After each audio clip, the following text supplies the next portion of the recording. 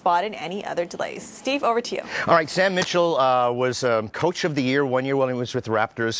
Probably the best Raptors coach we've ever had. I'm saying that, of course, because he's very much beside me right here. So you're afraid? No, I'm a little bit. Yeah, even seeing like your daunting height of 6'6" actually even shows. 7. Don't take away my inches as I get older. I have a question. Father Time's gonna take it away anyway. I got a question for you, Sam. And older people in Canada still haven't made the translation from the British system to the metric system. How many kilos do you weigh? I should know that because I played in Europe. I think. I can't remember. Because in Europe, they used to list my height and weight. And you actually remember that? Yeah, okay. Well, yeah, you're supposed to remember. 95. 95. 95, well done. Thank you for whispering that in my ear. Okay, congratulations. You have always been a very outspoken coach. You've been outspoken. Really? Yeah, really. And to the media, and someone was smart enough at TSN to say, hey, why don't you take that eloquence that you have and why don't that's what you call it. I would like to call it that if you're okay with it. And why don't you join us for March Madness? And so we made the announcement earlier this morning. We weren't allowed to until earlier. Congratulations. You are going to be doing March Madness with TSN. Yeah, I'm excited about it, man. Yeah. I've been doing a lot of NBA TV stuff, following the NBA since I haven't been the Raptors coach, and now having a chance to transition over and do some college basketball. Right. I'm excited about that. And I'm really excited about this tournament because there's no favorites. I mean, there's about realistically 8 to 10, 12 teams that can win the tournament. And then maybe for the first time, you may have that mid-major that can win the NCAA tournament. And I'm biased to small schools. I went to a small school that played in the tournament my senior year. And it would be something to actually see a small school beat. And that it is possible this year. That's what you're saying, the number one team is Gonzaga, and you guys can have 2 Canadian kids that play for the number one team, Olenek and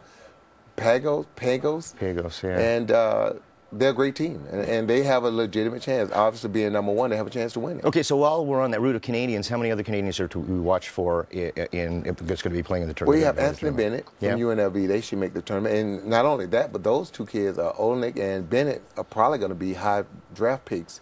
When you say high draft picks, because there are a lot of people who are drafted, what are we talking? Are we talking well, top, a lot top of people 50? drafted. There's only 2 rounds. Oh, right. So only 60 players get drafted. Okay. And you're talking about Europe, North America, only 60 players get drafted. Yeah, you know what? That's true. And Bennett is projected maybe top 5. And wow. I watched him play, and he's 7 feet. He's 235 pounds. He can shoot outside. He can post up. He's athletic.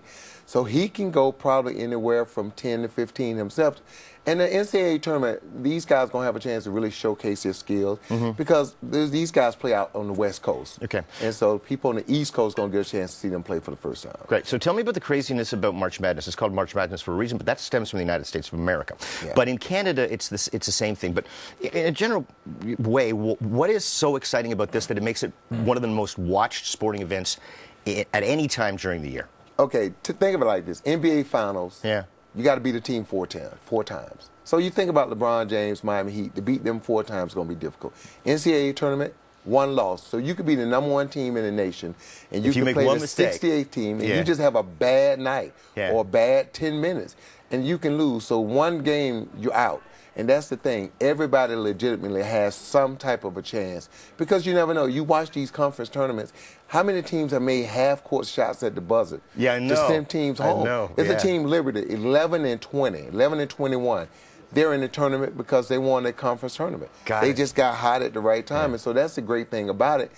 Really, anybody can win it. Okay. Now, let me just look at your cranium there because that is an encyclopedia of basketball knowledge out there. I can see that.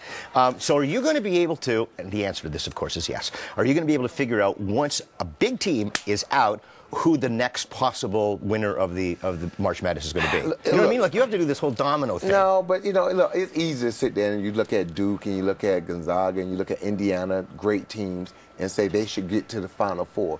But it's that one night. It's finding that one team that's playing really well at this particular time in March, and anything can happen. So when you look at this tournament, the March Madness part of it is because you have these games going. I mean, you got the first day, you got all these games going, and then you're sitting there. And the biggest upsets is not going to be particularly 1 and 16. It's going to be that 7-8 matchup. Right. You know, it right, go where it's anywhere. very close. Yeah, and you're going to have a lot of teams right now that are going to be ranked, going to be seeded 6 or 7 that could get to the Final Four because they're really good teams.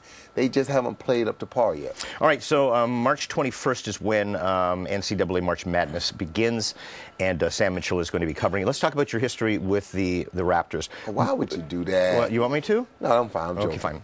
fine. Would you say that winning Coach of the Year, that year that you won, is one of your finest moments of basketball? No, I would say us winning the division. Because Coach of the Year, to me, when I won the award, to me it should have been an organization and a team award. It wasn't just me. You know, I didn't coach the team by myself. I had great assistant coaches assisting me. The players bought in. The organization supported me. So I got the award, but I really felt like the award should have been spread out among the organization and the players because in basketball and in the business, no one has success by themselves. And it would be wrong of me to say that I won it. You know, I felt like we as an organization won it. Got it. Are you comfortable offering some advice right now to the folks that are in charge of the Raptors right this second? Not that they're necessarily watching, but they do watch. I just let you know. No, it's not about offering advice. Obviously, they made some good moves when they acquired Rudy Gay, and they have talent. It's a process. Winning is a process. When I first got here as coach in Toronto, you know, the first 2 years, we didn't win. Yeah. You know, it's a process. And then, you know, you can go down that road and think you have the right formula. And then at some point, if you're not winning, you get it wrong. You got to blow it up and start all back over again. And you have to be patient, but yet you have to have a sense of urgency at the same time. Sure. Like I said, perfect, great, perfect. Now you're... Start all back over again. Sam, it was a pleasure having you here. Thank you, Pat. And we'll be watching you on TSN. Are you going to watch March Madness? I actually take a week off of school. I think your school days like mine are long gone. Word from the Vatican when we get back here and more. This is CP24 Breakfast. School night.